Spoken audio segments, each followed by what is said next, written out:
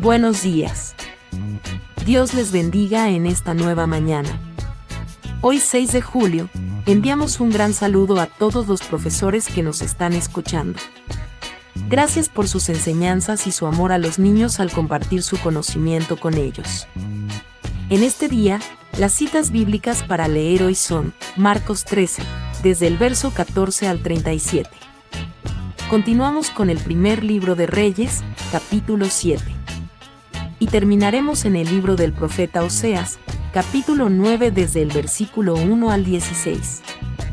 Entonces empezamos la lectura, pero antes vamos a alabar a Dios con este tema musical. Ya regresamos.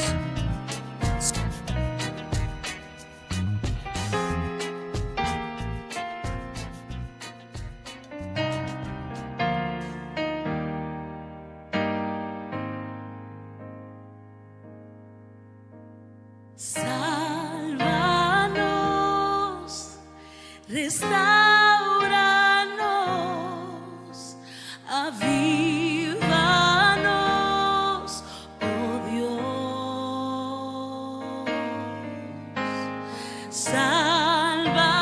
Sálvanos, restauranos, avívanos, oh Dios.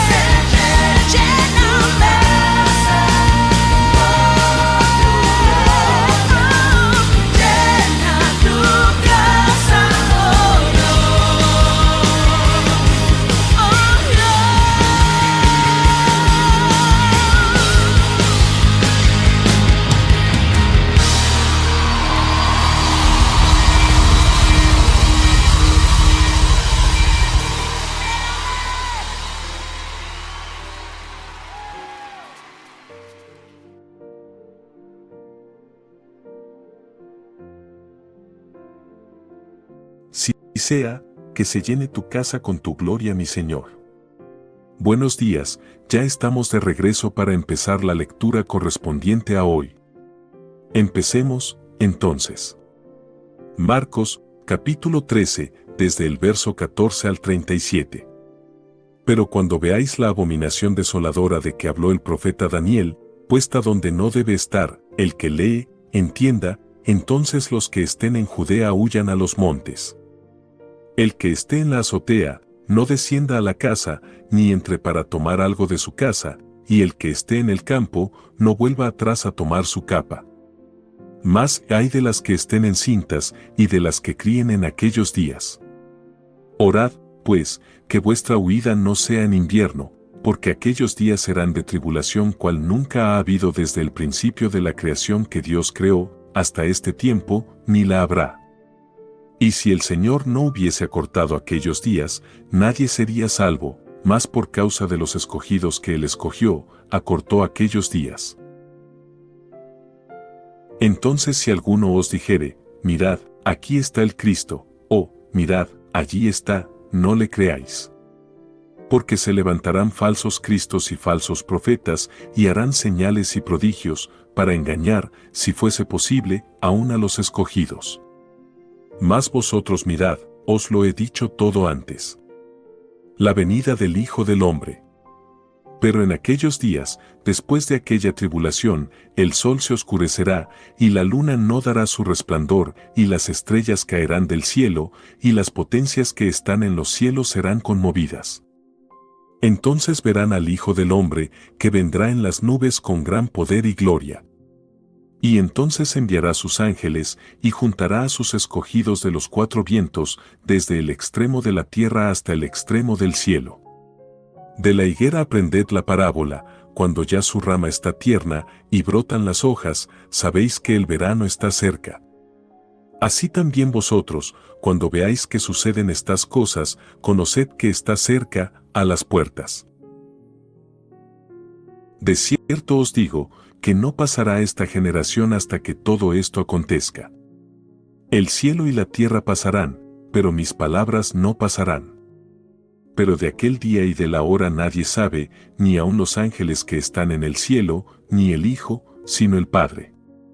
Mirad, velad y orad, porque no sabéis cuándo será el tiempo. Es como el hombre que yéndose lejos, dejó su casa, y dio autoridad a sus siervos, y a cada uno su obra, y al portero mandó que velase.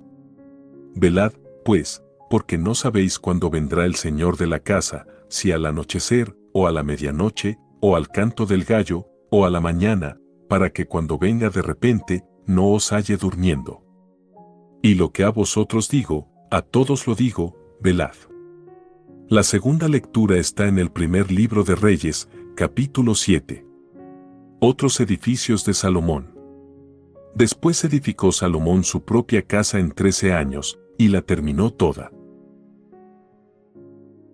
Asimismo edificó la casa del bosque del Líbano, la cual tenía 100 codos de longitud, 50 codos de anchura y 30 codos de altura, sobre 4 hileras de columnas de cedro, con vigas de cedro sobre las columnas. Y estaba cubierta de tablas de cedro arriba sobre las vigas, que se apoyaban en 45 columnas, cada hilera tenía 15 columnas. Y había 3 hileras de ventanas, una ventana contra la otra en 3 hileras.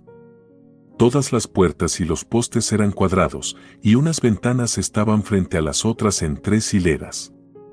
También hizo un pórtico de columnas, que tenía 50 codos de largo y 30 codos de ancho, y este pórtico estaba delante de las primeras, con sus columnas y maderos correspondientes. Hizo asimismo el pórtico del trono en que había de juzgar, el pórtico del juicio, y lo cubrió de cedro del suelo al techo. Y la casa en que él moraba, en otro atrio dentro del pórtico, era de obra semejante a esta. Edificó también Salomón para la hija de Faraón, que había tomado por mujer, una casa de hechura semejante a la del pórtico. Todas aquellas obras fueron de piedras costosas, cortadas y ajustadas con sierra según las medidas, así por dentro como por fuera, desde el cimiento hasta los remates, y asimismo por fuera hasta el gran atrio. El cimiento era de piedras costosas, piedras grandes, piedras de 10 codos y piedras de 8 codos. De allí hacia arriba eran también piedras costosas, labradas conforme a sus medidas, y madera de cedro. Y en el gran atrio alrededor había 3 hileras de piedras labradas y una hilera de vigas de cedro, y así también el atrio interior de la casa de Jehová y el atrio de la casa. Salomón emplea a Hiram, de Tiro. Y envió el rey Salomón, e hizo venir de Tiro a Hiram, hijo de una viuda de la tribu de Neftalí. Su padre, que trabajaba en bronce, era de Tiro, e Hiram era lleno de sabiduría, inteligencia y ciencia en toda obra de bronce. Pues, vino al rey Salomón, e hizo toda su obra. Y vació 2 columnas de bronce, la altura de cada una era de 18 codos, y rodeaba a una y otra un hilo de 12 codos. Hizo también 2 capiteles de fundición de bronce, para que fuesen puestos sobre las cabezas de las columnas. La altura de un capitel era de 5 codos, y la del otro capitel también de 5 codos. Había trenzas a manera de red, y unos cordones a manera de cadenas, para los capiteles que se habían de poner sobre las cabezas de las columnas, 7 para cada capitel.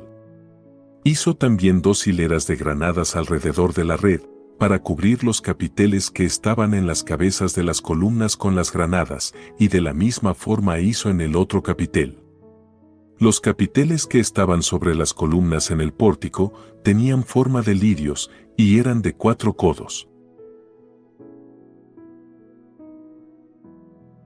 Tenían también los capiteles de las 2 columnas, 200 granadas en 2 hileras alrededor en cada capitel, encima de su globo, el cual estaba rodeado por la red. Estas columnas erigió en el pórtico del templo, y cuando hubo alzado la columna del lado derecho, le puso por nombre Jaquín, y alzando la columna del lado izquierdo, llamó su nombre Boaz.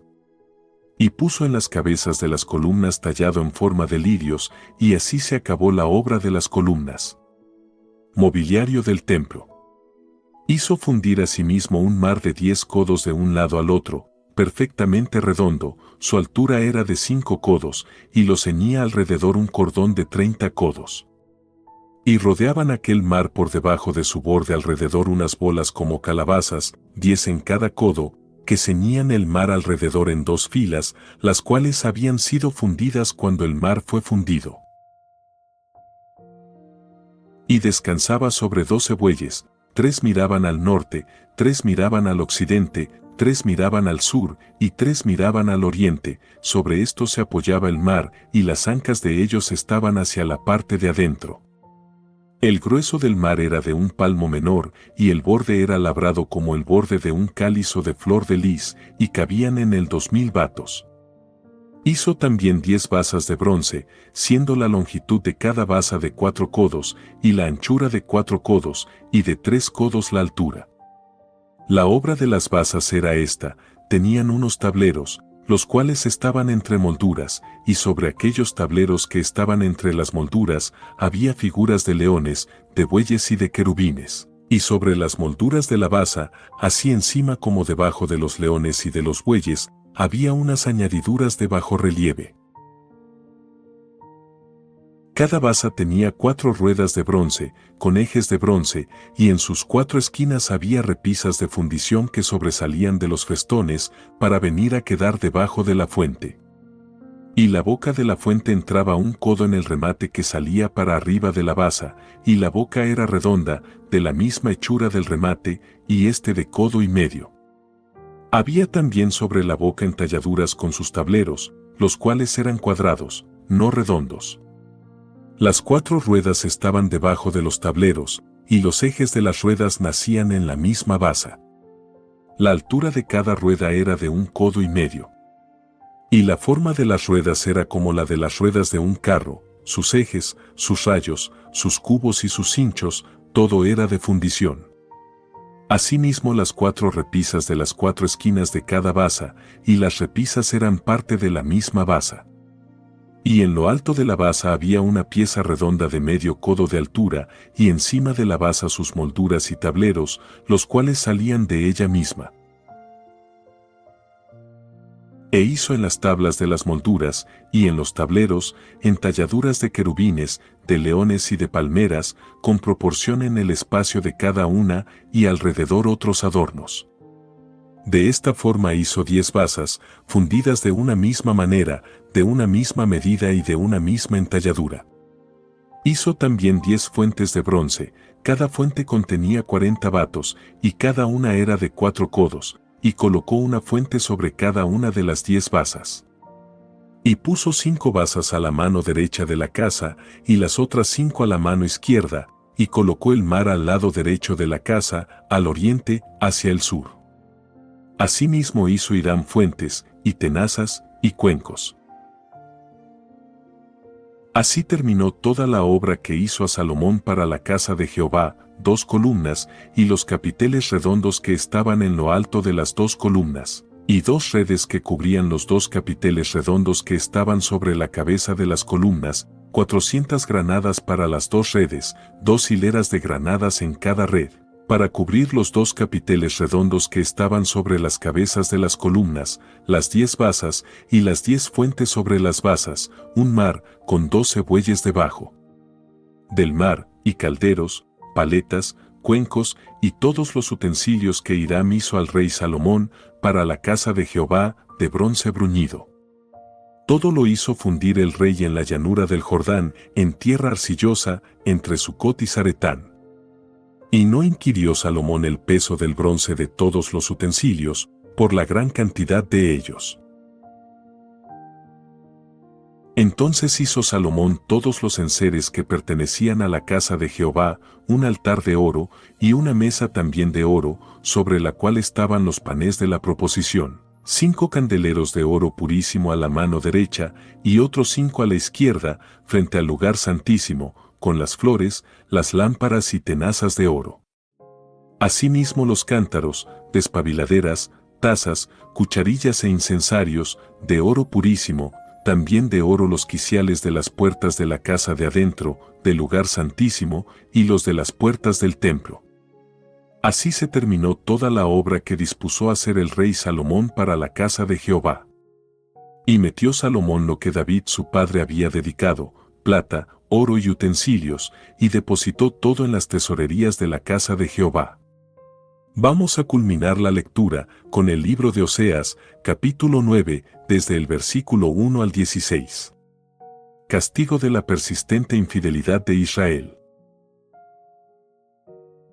No te alegres, oh Israel, hasta saltar de gozo como los pueblos, pues has fornicado apartándote de tu Dios, amaste salario de ramera en todas las eras de trigo. La era y el lagar no los mantendrán, y les fallará el mosto. No quedarán en la tierra de Jehová, sino que volverá Efraín a Egipto y a Asiria, donde comerán vianda inmunda. No harán libaciones a Jehová, ni sus sacrificios les serán gratos, como pan de enlutados les serán a ellos, todos los que coman de él serán inmundos.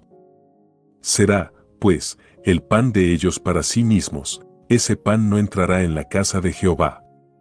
¿Qué haréis en el día de la solemnidad y en el día de la fiesta de Jehová?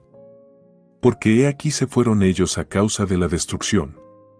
Egipto los recogerá, Memphis los enterrará. La ortiga conquistará lo deseable de su plata, y espino crecerá en sus moradas.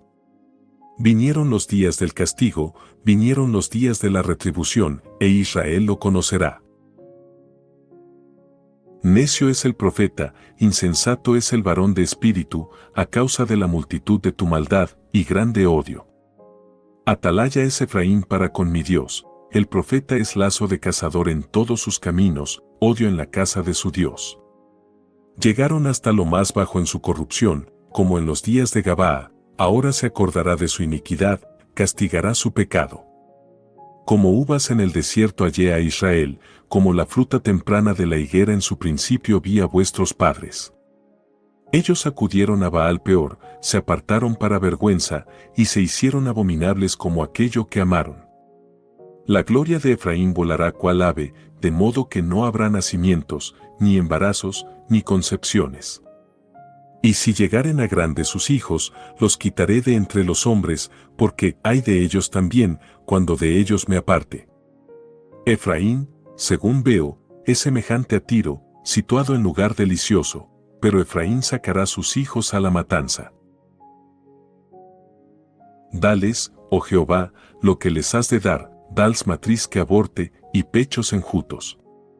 Toda la maldad de ellos fue en Gilgal, allí, pues, les tomé aversión, por la perversidad de sus obras los echaré de mi casa, no los amaré más, todos sus príncipes son desleales. Efraín fue herido, su raíz está seca, no dará más fruto, aunque engendren, yo mataré lo deseable de su vientre.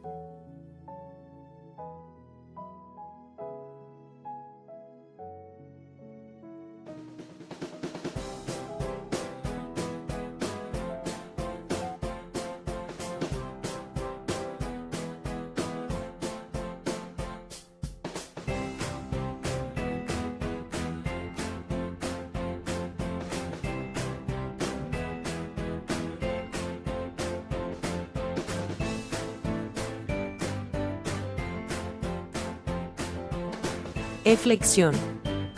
Mientras que el libro de Oseas hoy nos continúa mostrando de la infidelidad de Israel ante Dios, el primer libro de Reyes en el capítulo 7 nos sigue mostrando las demás edificaciones que Salomón levantó en el templo para Dios.